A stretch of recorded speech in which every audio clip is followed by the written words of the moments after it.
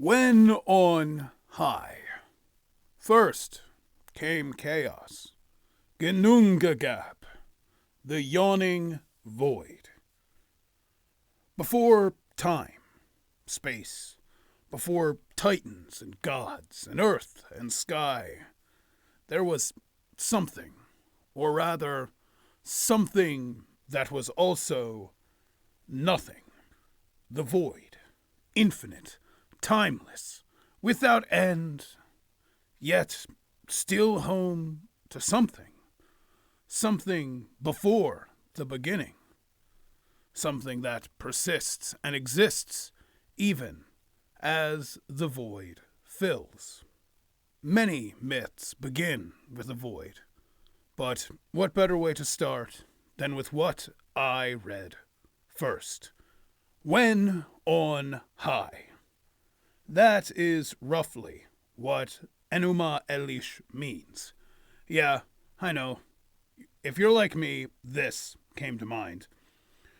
The Enuma Elish, however, serves in some form or fashion as the creation myth of the Babylonian people, and probably compiled several things from before the time of Babylon, and created a story.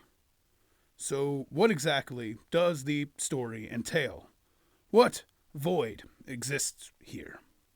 The opening of the Enuma Elish goes as follows.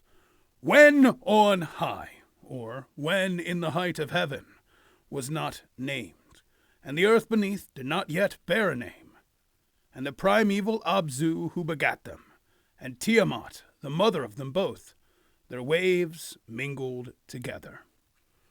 In Babylonian belief, it was made perfectly clear that before everything there were two, Abzu and Tiamat, two primordial beings linked in nothingness, described as waters that merge together. It is common consensus that Abzu symbolizes fresh groundwater, and Tiamat the sea, as Mesopotamian myth tends to have the sea be the origin of creation and home to monsters, the biblical Leviathan, the Akkadian monster Lotan, as well as the Ugaritic Yam, all fall into the sea beast, sea god category. And so too does Tiamat. Now, from this mingling in the timeless infinite void, where the Enuma Elish continues to say, no field was formed, no marsh to be seen, when the gods had not yet been called into being, and none bore a name. No destinies had been ordained. In the midst of heaven were created gods. This is where all of these stories inevitably go, the void being existing forever before or instantaneously being filled by gods. Now, that is but one account, of course. Other stories exist within the void, other creations that need to be made, other gods making their presence known, or nothing to make something. So, across the Red Sea from the Mesopotamian world sat another great civilization, the Egyptians. Now, while the Babylonians had a pair of gods in their voids, the Egyptian belief truly does not come across as one that precludes even the idea of pairs. In a world without opposites, earth and sky, or light and darkness, there was just the noon, a primordial body of water, for lack of a better word, with no form or boundaries, a liminal space which existed only as the water of nothingness, that void, empty. Then, within the noon, an entity was born, the first child of the father-mother that the noon embodied, since it predated everything. Now, this entity, this creator that was born, changes over time and in name, as figured, considering this faith had existed in various iterations over 30 dynasties and several thousand years. But among these, the creator is most commonly named Atum or Amun, depending on the dynasty, of course, and he was viewed as the chief god of Egypt. How they were born becomes the real question next, as there are varying accounts throughout. Sometimes a creator god is born from a great cow that noon becomes, defining traits common in the Egyptian pantheon. Others, the creator is born from amid the petals of a Nile River lotus, or hatching from an egg.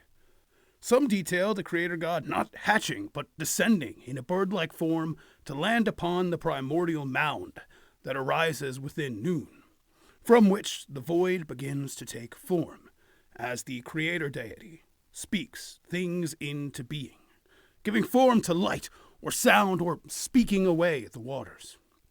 Over the millennia, there truly is no definite account that tells this story in a single coherent narrative. Instead, it seems to be a great patchwork, detailing an almost atemporal telling of the first moments when void became everything else, when light and sound and fury became the norm, to the stock nothingness of the still waters of the noon. Another void conquered. While there are many creation myths overcoming the void within the cradle of civilization and a lot of our ancient world, let's jump about 3,000 years in time forward, and another void, the same amount of distance northward and westward from the place of Egypt to the frigid lands of the Norse, and their void. The Ginnungagap, the yawning void. This place, which existed before almost anything, empty of anything, predating everything. The Witch of the Volspa speaks of it like this. I remember 9 worlds, 9 giantesses, and the seed from which Yggdrasil sprang. It was the very beginning. It was Ymir's time. There was no sand, no sea, no cooling waves, no earth, no sky, no grass. Just Ginnungagap. Here we get that now familiar image from what has been described, something looming within a timeless void, a protostar that existed before there was anything. In this case, one that is attested to the first, in Ymir. That is not the case alone, however.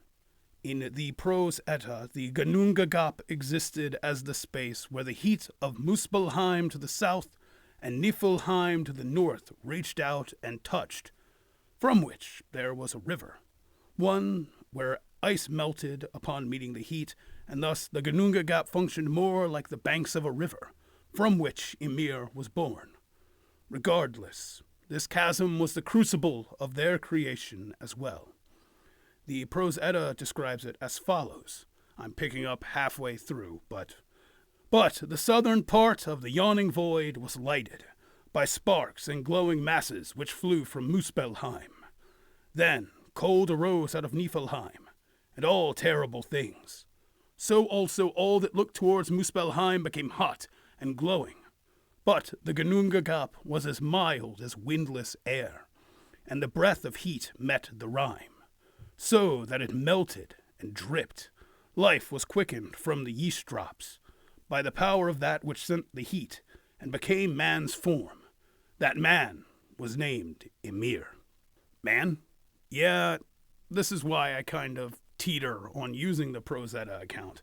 You see, the Prose Edda was written after the Christianization of the Norse lands, and while it embodies a portrayal of their faith, it very well shows signs of syncretism to align more with Christianity, thus calling Ymir, being attested to as being a progenitor in the Poetic Edda, as merely a man in the prose. This view, though, is the most void-like of them all yet. A space between spaces, or before spaces existed, be it prose or Poetic Edda you're going off of, an empty space where something came into being. Or maybe it's a consciousness, and then led things into motion, a terrifying nothingness that becomes a awe-inspiring, terrifying somethingness. Now, finally for this video, and I know there are plenty of more creation myths and voids to cover, but I have to draw a line somewhere. Let's talk about another void. This truly is the void, the chasm itself, chaos. Chaos is the entity of Greek mythology that started it all, a being that sits beyond Gaia and Ouranos, the foundation for all of creation. This is from Hesiod's Theogony. First came chaos, and then broad-breasted earth, secure seat forever of all the immortals who occupy the peaks of snowy Olympus. Then misty Tartarus, the remote recess of broad-pathed earth, and Eros, the most handsome among the immortal gods, dissolver of flesh, who overcomes the reason and purpose of all gods and all men. Next out of the chasm came Erebus and dark Nyx. From Nyx in turn came Aether and Hemera, whom she bore in shared intimacy with Erebus. From chaos came Earth, then the darkest of pits, then the darkness that fills it, and the night that predated the day. That was how the void populated itself, herself truly. But in the theogony, chaos is above such nomenclature. A lot like her child Tartarus, chaos is more akin to a place personified, but a place, a thing further than far from creation, something that can only be reached by divine beings using their fullest of divine might, as Zeus's thunderbolt did during the great Titanomachy, threatening to even catch chaos in its great conflagration.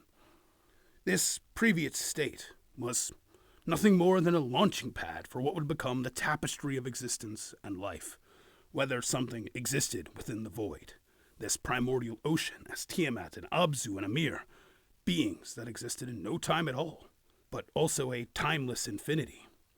Things appeared in it one day, as with the creator god in Egyptian myth and Gaia in Greece, or were the void itself as chaos is. Creation itself, life itself, pushed from the depths of this darkness, either willingly or kicking and screaming, and became these myths that so powerfully dominate our minds, and at one point were the faith that dominated the world or regions of this world.